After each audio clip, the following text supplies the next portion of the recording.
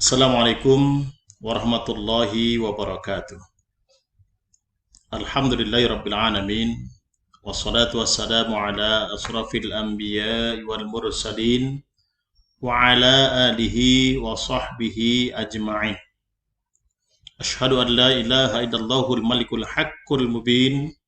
Muhammadur Rasulullah sadiqul wa'dil amin. Allahumma salli ala nuril anwar wasiril asrar wa tiryakil aghyar wa miftahi babil yasar sayyidina wa maulana Muhammadinil mukhtar wa alihil athhar wa ashabihil akhyar adada ni'amillahi wa ifdadihi. Rabbi israh li sadri wa yassir li amri wahlul 'uqdatam min lisani yafqahu qawli. Ilahi antal maksudi waradaka mathlubi. Bapak dan Ibu, para jemaah yang dimuliakan Allah Subhanahu wa taala, pertama sekali mari kita senantiasa bersyukur kepada Allah karena dengan izin dan kasih sayangnya serta ridhonya kita dapat bersilaturahim dalam majelis mudzakarah Baitul Arafah ini walaupun menggunakan media online WhatsApp group yang kita laksanakan saat ini. Selawat beriring salam, marilah sama kita hadiahkan kearifan junjungan kita, baginda Rasulullah Muhammad sallallahu alaihi wasallam.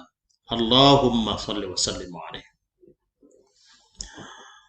Bapak dan Ibu para jemaah yang dimuliakan Allah Subhanahu wa taala, sangatlah berbahagia kita kalau dalam kondisi yang mungkin masih sangat terbatas, kita tidak bisa bertatapan muka, tidak bisa bermuwajahah, tidak bisa berkumpul bersama dalam satu majelis yang layaknya kita lakukan sebelumnya. Namun Allah masih mengizinkan kita untuk senantiasa memelihara majelis mudzakarah yang kita laksanakan ini dengan menggunakan media online. Alhamdulillah, tapi kita bersyukur, bersabar, ikhlas dalam segala suasana situasi yang Allah berikan. Kita tidak putus asa, kita tetap berikhtiar untuk bisa saling bersilaturahim, saling berbagi dalam majelis muzakarah seperti yang kita lakukan saat ini. Terima kasih kami sampaikan kepada seluruh jemaah yang telah dengan ikhlas, pertama ikhlas bergabung dengan majelis mudzakarah Baitul Arafah ini untuk tentunya menambah khasanah persaudaraan di antara sama kita. Alhamdulillah, dalam majelis ini banyak saudara-saudara kita yang mungkin baru bergabung, dan seluruh yang bergabung dalam majelis ini tidak hanya yang ada di Batam, tapi alhamdulillah ada juga yang di Medan, di Bintan, Binjai, Jakarta, sampai di Papua, hampir di seluruh Indonesia ada, karena kita menggunakan jaringan online. Dan juga alhamdulillah selamat bergabung juga buat saudara-saudara kita yang dari Malaysia dan juga dari Singapura. Nah, ini satu keberkahan yang luar biasa yang kita dapatkan karena melalui media online ini banyak saudara-saudara kita yang bisa bergabung bersama kita untuk menikmati majelis mudzakarah Baitul Arafah yang saat ini kita laksanakan. Salam silaturahim buat semuanya, salam keberkahan. Mudah-mudahan dengan keberkahan majelis ini kita semua senantiasa tentunya dicucuri oleh Allah keberkahan hidup dunia dan akhirat, dan mendapatkan manfaat dunia akhirat, dan tentunya ridha Allah tercurah buat kita semua. Amin ya rabbal alamin.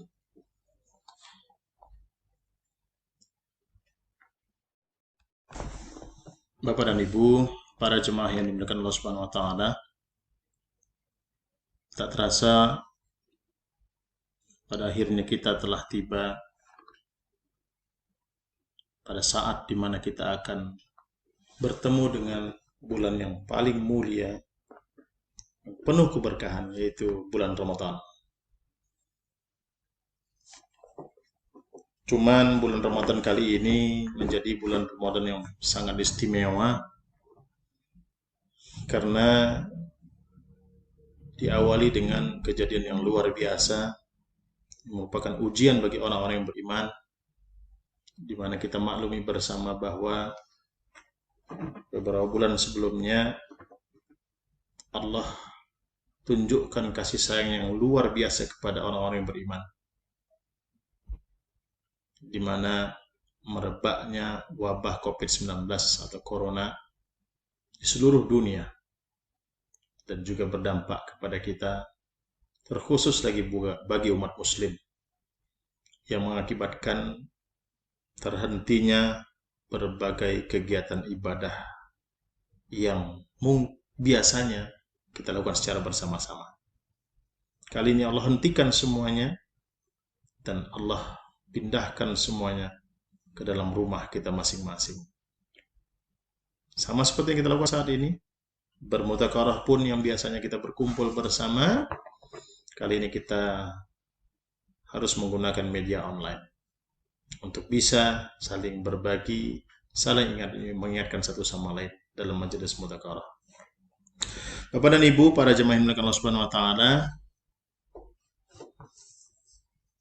demi menyambut datangnya bulan suci Ramadan, maka pada kesempatan yang berbahagia ini, izinkanlah kami berbagi sedikit tentang hakikat melaksanakan ibadah puasa dalam rangka untuk meraih derajat orang-orang yang disebut bertakwa atau muttaqin. Maka pada kesempatan ini kita akan coba berbagi hal-hal yang berhubungan dengan puasa yang meraih derajat takwa tersebut. Tentu berbicara tentang puasa, tentang bulan Ramadan, tak terlepas daripada dalil-dalil yang mendukung tentang hal tersebut. Maka diantaranya mari kita lihat firman Allah tentang bulan Ramadan.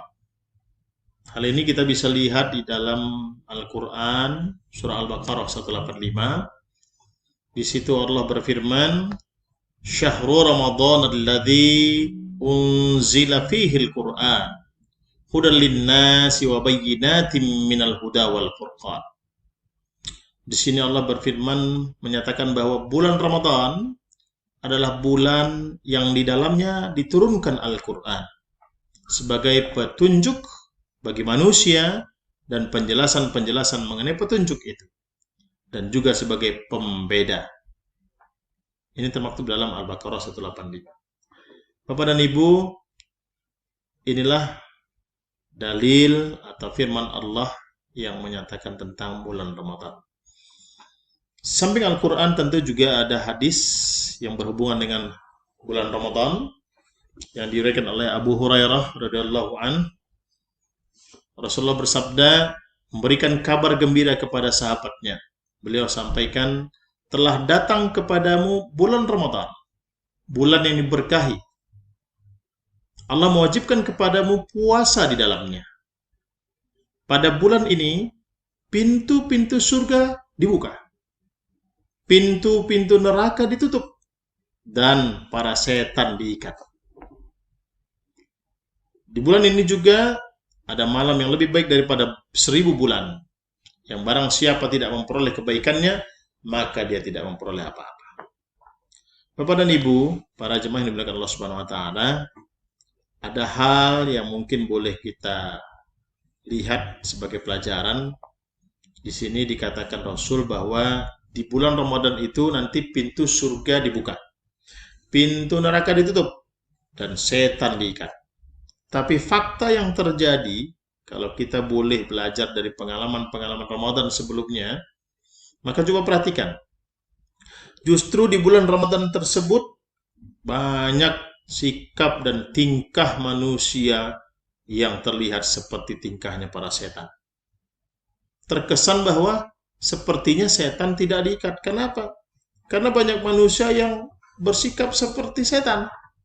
Contoh sederhana, pada saat membeli bukaan, kalau sudah sore-sore, banyak orang keluar untuk mencari makanan berbuka.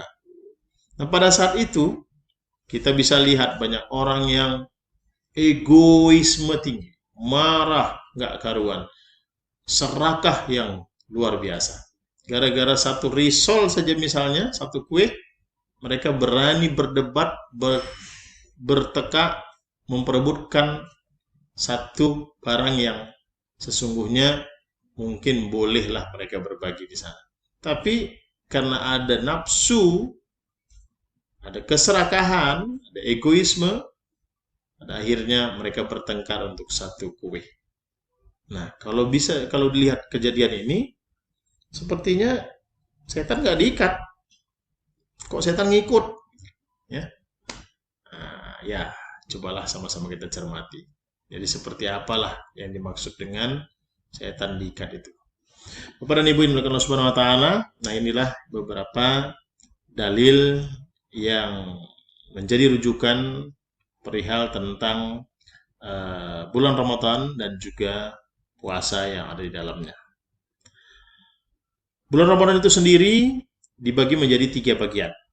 Yang pertama, 10 hari pertama disebut sebagai rahmat. Dan kemudian 10 hari kedua adalah maghfirah, ampunan. Dan 10 hari ketiga adalah itqum minan nar, terbebasnya kita daripada api neraka. Maka Bapak Ibu sekalian, ambil kesempatan terbaik ini, insyaallah mulai hari Jumat menjadi hari yang pertama kita masuk di bulan Ramadan, maka 10 hari pertamanya yang disebutkan merupakan rahmat, maka kita raihlah itu, bersungguh-sungguhlah kita, dan 10 hari kedua ada ampunan, dan 10 hari ketiga ada pembebasan dari api neraka. Mudah-mudahan Allah berikan kesehatan kepada kita dan keluarga, sehingga 30 hari atau 29 hari yang akan kita miliki nanti di bulan suci Ramadan, akan kita dapatkan 3 peluang ini. 3 kesempatan ini mendapatkan rahmat, maghfirah, dan itqum minan nar. Kita akan dapatkan secara keseluruhan. InsyaAllah. Amin. Ya Rabbal Alamin. Bapak dan Ibu, para jemaah yang dimuliakan Allah Subhanahu wa taala, kalau kita berbicara tentang puasa, tentu rujukan yang utama adalah Al-Quran, surah Al-Baqarah ayat 183. Al-Baqarah 183 ini menjadi ayat yang sangat populer, khususnya di bulan Ramadan. Karena bisa jadi kalau masa-masa bukan seperti sekarang inilah, kalau seperti tahun-tahun lalu, hampir setiap malam para ustadz akan menyampaikan ayat ini. Berbekal ayat ini saja dah boleh menyampaikan pesan-pesan Allah. Nah, jadi hampir setiap malam terkadang para jemaah mendengarkan ayat yang sama. Akhirnya hampir semua jemaah pun hafal betul ayat ini. Al-Baqarah 183. Apa kata Allah di sini? Allah berfirman, "Ya ayyuhalladzina amanu kutiba alaikumus shiyam kama kutiba 'alal ladzina min qablikum la'allakum tattaqun." Artinya, hai orang-orang yang beriman, diwajibkan atas kamu berpuasa sebagaimana yang telah diwajibkan atas orang-orang sebelum kamu, la'allakum tattaqun, agar kamu bertakwa. Bapak dan Ibu, para jemaah yang dimuliakan Allah Subhanahu wa taala, dari ayat ini ada 2 kata yang kita ingin diskusikan. Yang pertama adalah kata beriman. Ya ayyuhalladzina amanu. Ternyata dari ayat ini kita bisa lihat bahwa yang dipanggil oleh Allah untuk berpuasa itu orang yang beriman. Jadi bukan orang Islam, orang yang beriman. Jadi maknanya apa? Artinya kalaulah memang mungkin satu ketika kita bertemu dengan teman orang yang kita kenal, agamanya Islam, pada siang hari kita melihat mereka mungkin makan, minum, dan sebagainya yang menunjukkan dia tidak berpuasa, kita tak perlu marah. Karena boleh jadi, ya dia bukan orang yang dipanggil Allah untuk melaksanakan ibadah puasa. Kalau merujuk kepada ayat, mungkinlah dia tidak lagi beriman. Begitu. Jadi tak perlu marah, biarlah. Ya. Yang kedua, di akhir ayat ini, Allah ada menyatakan, la'allakum tattaqun. Maknanya, agar kamu bertakwa. Jadi Allah memberikan panduan di sini, puasa, apabila kita berpuasa, bisa atau boleh membuat kita menjadi orang yang bertakwa.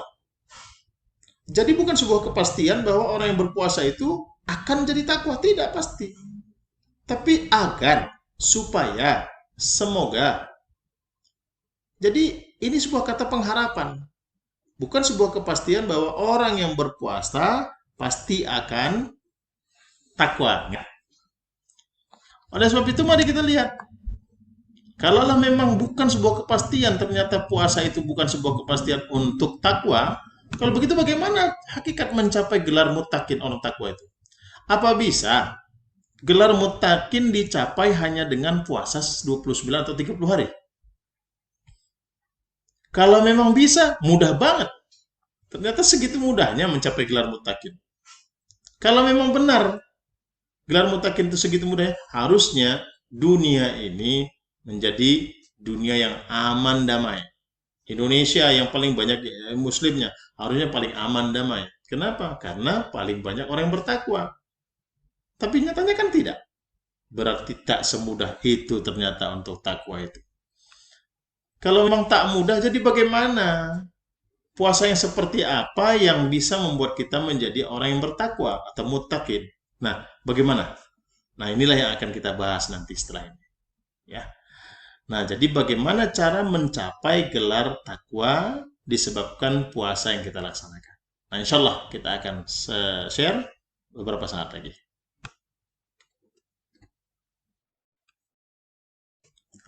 Bapak dan Ibu, para jemaah sekalian yang dimuliakan Allah Subhanahu wa taala. Kalau kita berbicara puasa, maka kita bisa melihat secara bahasa kata puasa atau saum dalam bahasa Arabnya itu artinya adalah menahan diri dari segala sesuatu. Jadi puasa adalah menahan diri dari segala sesuatu perkara seperti makanan, minuman, berbicara, menahan nafsu, syahwat dan sebagainya. Secara istilah, puasa itu artinya menahan diri dari segala sesuatu yang bisa membatalkan puasa. Tentunya dimulai dari sejak terbit matahari, terbit fajar, hingga pada terbenam. Itulah makna puasa secara istilah. Nah, ini puasa. Jadi puasa itu artinya menahan diri dari segala sesuatu yang membatalkannya. Itulah puasa. Jadi menahan diri. Nah, kata pentingnya dari puasa ini adalah menahan diri. Yang nanti akan kita bahas lebih lanjut tentang kata puasa ini sendiri. Puasa itu sendiri ternyata ada tingkatannya. Nah, hal ini dibahas oleh Imam Al-Ghazali dalam kitabnya yang terkenal yaitu Ihya Ulumuddin. Di sini Imam Al-Ghazali memberikan 3 kategori pada puasa. Jadi puasa itu dibagi 3 tingkatan. Apa saja dia? Yang pertama disebut puasa awam atau puasa umum. Yang kedua adalah puasa khawas atau tingkatan khusus. Dan yang ketiga adalah puasa khawasul khawas. Nah, ini tingkatan khusus wal khusus. Di atas khusus lagi. Jadi ini 3 tingkatan. Nah, 3 tingkatan ini yang nanti akan kita bahas lebih lanjut. Jadi Bapak dan Ibu, para jemaah sekalian dimuliakan Allah Subhanahu wa taala, menurut Imam Al-Ghazali ada 3 tingkatan puasa. Nah, ini perlu kita pahami sama-sama. Yang mana itu puasa umum, mana itu puasa khawas, dan mana pula yang puasa khawasul khawas. Nah, insya Allah kita akan bahas sekejap lagi. Bapak dan Ibu, para jemaah yang dimuliakan Allah Subhanahu wa taala, ini kita coba berbagi tentang tingkatan puasa yang tadi kita sebutkan. Kita mulai dari puasa yang pertama. Tingkatan pertama adalah puasa awam atau umum. Puasa awam atau umum itu adalah puasa yang kebanyakan dilakukan oleh orang muslim, yang ukurannya adalah fikih. Yang penting syarat dan rukunnya telah sesuai, ditepati, maka puasa itu sah. Seperti makna dari puasa itu sendiri, itu puasa menahan diri. Nah, di sini puasa umum itu adalah dia menahan diri daripada makan, minum, dan jima, hubungan biologis suami istri dalam jangka waktu yang telah ditentukan. Nah, waktunya kapan? Ya, tentu waktunya dari mulai imsak hingga pada maghrib. Dan ganjaran yang diharapkan pahala. Walaupun ada juga ingatan dari Rasulullah SAW, ada kalanya orang puasa itu tidak dapat pahala sama sekali. Hanya dapat haus saja. Kenapa? Nah, karena mungkin yang dia lakukan selama dia melaksanakan puasa tersebut ada hal-hal yang tentunya melanggar daripada perintah Allah. Nah, akhirnya pahalanya hilang. Kalau puasa umum nih kebanyakan ya seperti yang dilakukan orang. Kalau dulu sebelum puasa masuk, Quran pun mungkin jarang sentuh. Tapi menjelang Ramadan tuh, nah, Quran dia mulai bersih-bersihkan, dia berniatlah, wah nanti Ramadan nanti aku mau baca Al-Quran, aku mau tadarus, aku mau khatam. Itu keinginannya sebelum masuk puasa. Nah, seperti itu. Kemudian ada yang berkeinginan, berazam, "Oh, nanti puasa nanti aku mau etikaf." Etikaf di mana? Sekarang kondisi sekarang udah tak bisa etikaf kan? Masjid pun udah banyak tutup. Ya sudahlah, etikaf dekat rumah saja. Oke, di rumah dia mau tahajud. Dia berniat ingin tahajud. Kalau boleh setiap malam. Wah, inilah keinginan-keinginan orang pada umumnya. Memperbanyak amalan dan ibadah. Nah, ini puasa orang pada umumnya. Nah, ini yang dilakukan. Yang diharapkannya pahala. Jadi, banyak yang dia kerjakan amal ibadah tuh, dia berharapkan pahala daripada Allah Ta'ala. Ya, inilah tingkatan orang umum. Nah, ini tingkatan orang umum. Jadi dia memperbanyak amal ibadah dengan harapan untuk mendapatkan banyak pahala dari Allah Subhanahu wa taala. Nah, ini tingkatan pertama, puasa awam.